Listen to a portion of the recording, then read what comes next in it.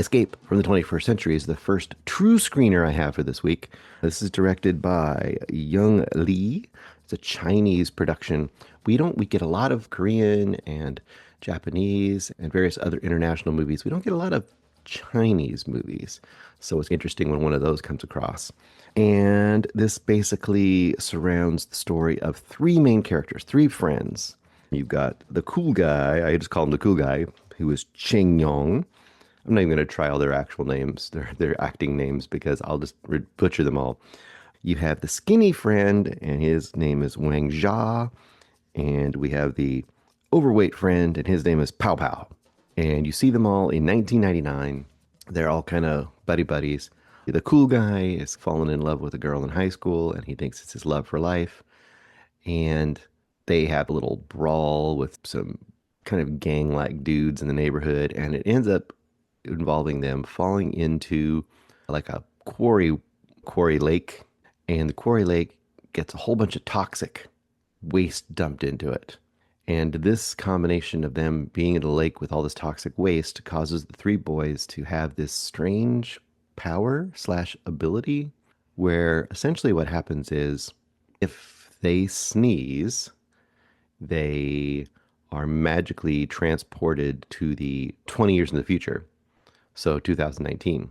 And if they sneeze again, they go back to the past. So it's a time travel alternate universe movie in a way because they're in their older selves' lives and their future selves' lives, although it's the past still for us. That's an interesting one to me. I'm kind of surprised when I watched this. I was like, why didn't they make this movie take place in 2019 originally and then go forward to 2039? Then they could really go crazy with what's happening in the future. But maybe they wanted to keep it realistic as far as like the actual future is still a believable world. Now, all this being said, you could be like, okay, sounds like a kind of interesting little time travel movie where maybe you have to deal with your destiny. Because okay, a few little facts. Cool guy is in love with a girl. They say they're going to be together forever. High school romance kind of a thing. And then, of course, you flash 20 years in the future. Cool guy now is in a life of crime. And Pow, the heavyweight dude, he is now not heavyweight anymore. He's really buff. And in the future, he is dating the girl. And they have been together. And she's had a hard life, you can tell, because she's into drugs and everything. And then skinny dude is still just skinny dude. And he, in the future, is the one that's teaming up with this reporter and trying to find the other two in the future and solve some things.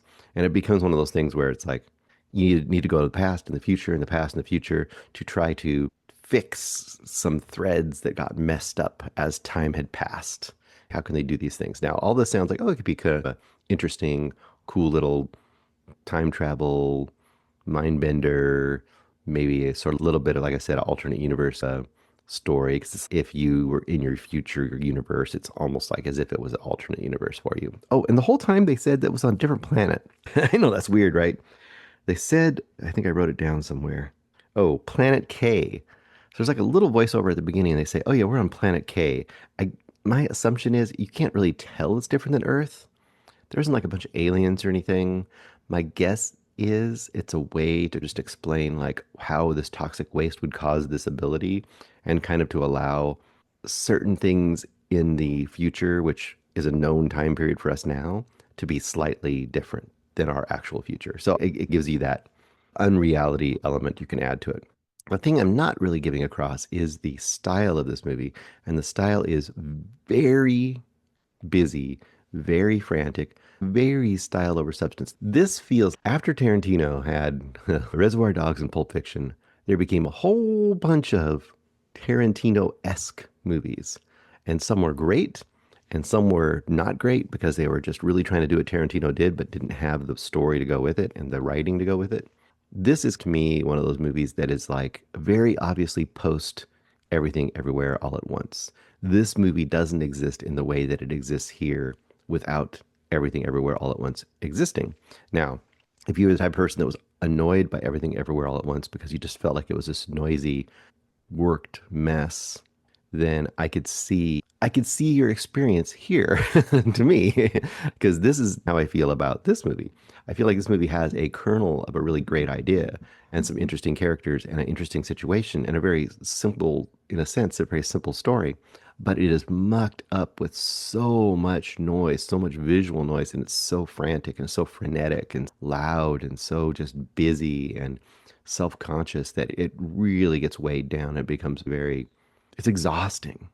And I know people, some people got exhausted by everything ever all at once. I didn't. I really enjoyed it, but that's a super hard kind of a balance to maintain. And I think that they did that in that movie. Whereas here, I felt like I felt the weight. And even though this movie isn't super long, I feel like it's just 96 minutes. It just felt like 3 hours because there's so much packed into it. And sometimes it worked a little bit. Like sometimes I really saw what they were doing. I was like, oh, that's cool. There'd be a little visual flair, or there's some evil characters in a sense here. There's like this whole subplot about like organ selling crime ring kind of a thing in the future. And there's this one guy as a scientist, and he has a, it's like the top of his head had been chopped off, but it's still on his head. So if you imagine there's like a seam, like a little cut that had gone all the way around his head, and smoke's coming out of that. I know it sounds weird, very sci-fi thing. That's a cool little touch, little things like that. I really enjoyed. The reporter woman that skinny guy meets up with in the future is really fun, and their kind of budding romance slash just friendship, I think to me ends up becoming more the emotional core of the movie and her character arc than the romance from the past that has been changed in the future that needs to be rekindled or whatever it is. And a lot of that, I kind of lost that thread. And I think that's the big knock, unfortunately, in this movie is that you lose the thread a lot. You get so stuck up, or so stuck in the swirling cacophony of visuals and sounds that you kind of lose what the story's about. Now, this could be a movie on a rewatch. If someone watched it, you might catch all those things and it might become really cool and intricate. But to me, it just didn't quite work for me. I also kept getting the feeling, and I don't believe this is necessarily true. I get the feeling of this is like what a movie's like when you have some ideas, but then you just let AI fill in some of the gaps. And I'm not saying that's what happened. Again, I'm not saying that's what happened, but it feels like that. It feels like AI spackle.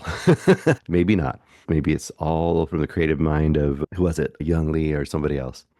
Either way, I wished I could have enjoyed it more than I did.